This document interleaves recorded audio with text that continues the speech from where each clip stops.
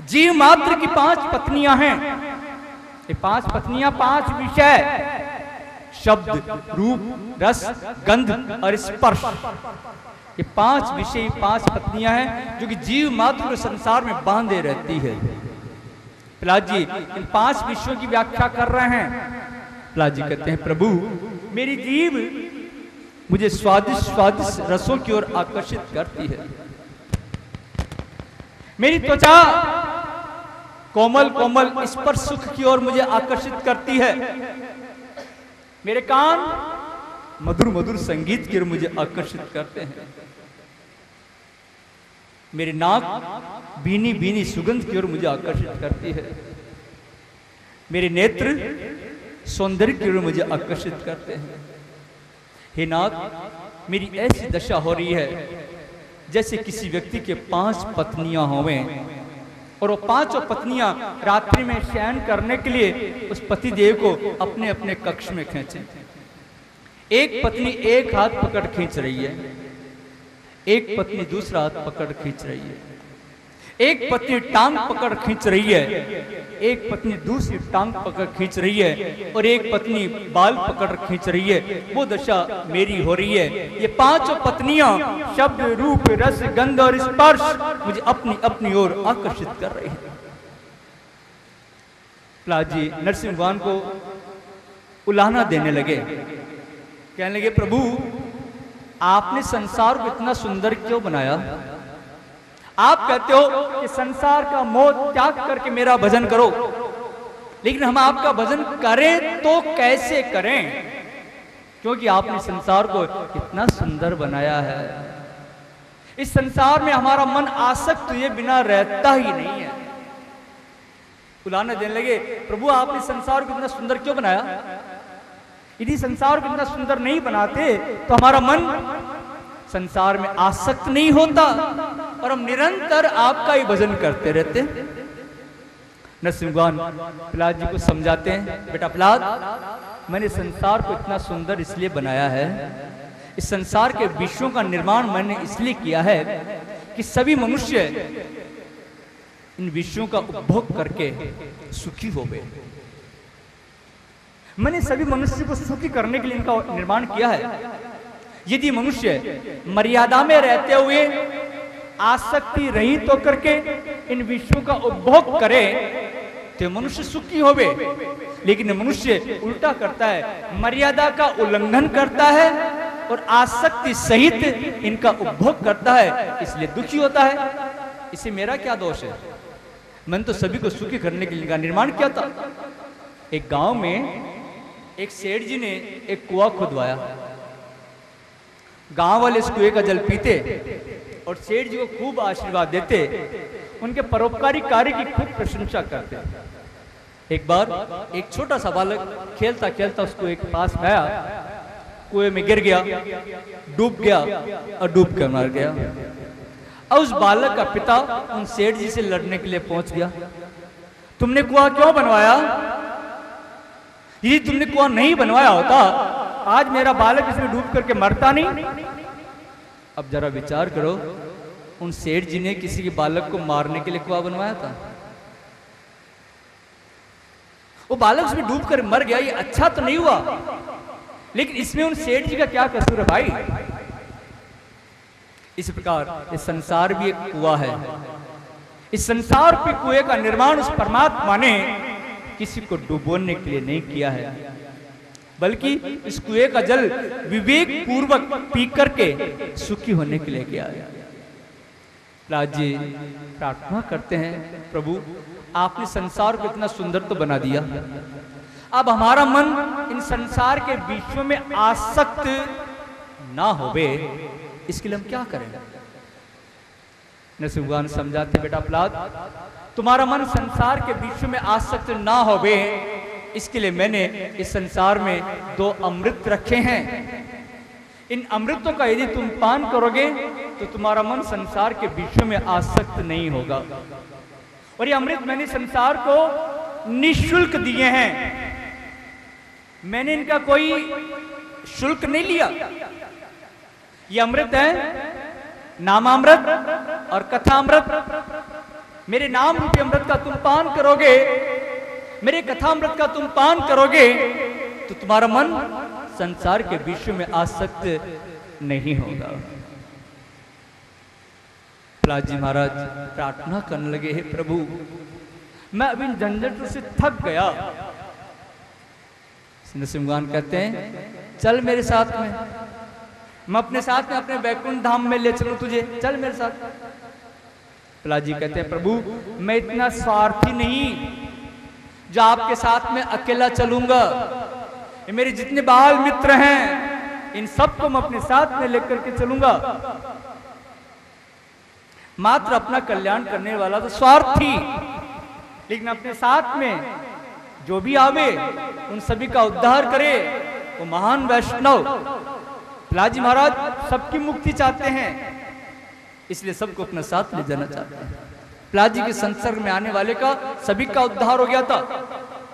आगे प्रहलाद जी ने प्रभु के चरणों की अनन्य भक्ति को प्राप्त करने के 6 साधन बताए। इन 6 साधनों का जो आश्रय लेता है उसको प्रभु के चरणों की अनन्य भक्ति सहज में ही प्राप्त हो जाती है। ये 6 साधन है: प्रार्थना, सेवा पूजा, स्तुति, कीर्तन, कथा श्रवण और स्मरण। पहला साधन प्रार्थना। प्रातःकाल जब नींद खुले, बिस्तर छोड़ने से पहले बिस्तर पर बैठ करके दीनता पूर्वक प्रभु से प्रार्थना करो, हे प्रभु, आपने जिस प्रकार अर्जुन के रथ को चलाया था वैसे मेरे इस शरीर रूपी रथ को भी आप ही संभालिए। मेरे इंद्र रूपी घोड़े संसार में इधर उधर विश्व में दौड़ते हैं, इन्हें आप ही नियंत्रित कीजिए। इस शरीर रूपी रथ का सारथी यदि तुमने मन को बनाया तो मन इसे गड्ढे में ले जाके डाल देगा, और इस शरीर रूपी रथ का सारथी तुमने श्री कृष्ण को बनाया तो श्री कृष्ण इसे ठीक ठीक जगह ले जाकर के छोड़ेंगे। अर्जुन की जीत क्यों हुई थी? क्योंकि अर्जुन ने अपना सारथी श्री कृष्ण को बनाया था। प्रार्थना करने के बाद में हाथों का दर्शन करो, कर दर्शन करो। हमारे हाथ क्रिया शक्ति के प्रतीक है। हम जो भी कार्य करते हैं इन हाथों से करते हैं। हाथों का दर्शन करते हुए ये विचार करो, हे प्रभु, आज मैं इन हाथों से वो कार्य करूंगा जिसमें आपको प्रसन्नता हो। इन हाथों से मैं सत्कर्म करूंगा, धरती माता को प्रणाम करो। हाथों का दर्शन करते मंत्र बोलो, कराग्रे वसते लक्ष्मी,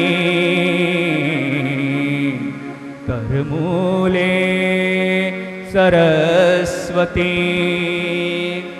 करमध्ये तु गोविंद, प्रभाते कर दर्शनम।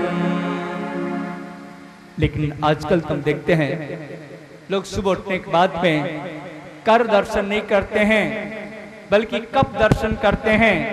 बेड टी, ये बेड टी की ऐसी फैशन चल गई है, जब तक चाय का कप आकर के बिस्तर पर नहीं रख दिया जावे और किचन से 2-4 आवाज नहीं आ जावे तब तक आंख नहीं खुलती है। उठते ही चाय का कप उठाया और पीना चालू कर दिया। ये शास्त्र विरुद्ध आचरण है, अधर्म आचरण है, इसलिए लोगों की बुद्धि बिगड़ रही है। यही कारण है, ऐसा नहीं करना चाहिए। सेवा पूजा, स्नान आदि से निवृत्त होकर के एकांत में प्रभु की सेवा पूजा उपासना करनी चाहिए। स्तुति, सेवा पूजा करने के बाद प्रभु की स्तुति करो। हे नाथ, आपने अजामिल जैसे पापियों का उद्धार किया, फिर मेरी ओर क्यों नहीं देखते हैं। कीर्तन, इसके बाद एकांत में प्रभु के नाम का कीर्तन करना, और कीर्तन भी रो रो करके करना। जब तक आंखों से अश्रु ना बहे तब तो कीर्तन सफल नहीं होता। किसी को दिखा के नहीं, एकांत में रो रो करके कीर्तन करना। अपने दैनिक कार्य करते भी प्रभु के नाम का स्मरण करते रहना। कथा श्रवण, संतों का सत्संग करो, उनके श्री मुख से कथा सुनो। कथा श्रवण प्रतिदिन संभव ना हो सके तो घर में श्रीमद् भागवत, श्री रामायण जी, श्री गीता जी उनका दैनिक पाठ करो। स्मरण अर्थात समस्त कर्मों को प्रभु के चरणों में समर्पण। जब रात को सोने जाओ तो सोने से पहले बिस्तर बैठ कर के बार विचार करो। जब सुबह उठे थे तो हमने विचार किया था इन हाथों से मैं सत्कर्म करूंगा, इन हाथों से वो कार्य करूंगा जिस कार्य से मेरे प्रभु को प्रसन्नता होवे। अब रात को सोने जाओ, फिर एक बार बैठ के विचार करो, क्या आज मैंने ऐसा कोई कार्य किया जिस कार्य से मेरे प्रभु को प्रसन्नता हुई हो। यदि अंदर से नकारात्मक उत्तर निकले कि नहीं आज तुमने ऐसा कोई काम नहीं किया, तो समझ लेना वो दिन तुमने जीते जी मरे हुए गुजार दिया। इस प्रकार ये 6 साधन अपने जीवन में उतारने पर प्रभु के चरणों की अनन्य भक्ति प्राप्त हो जाती है।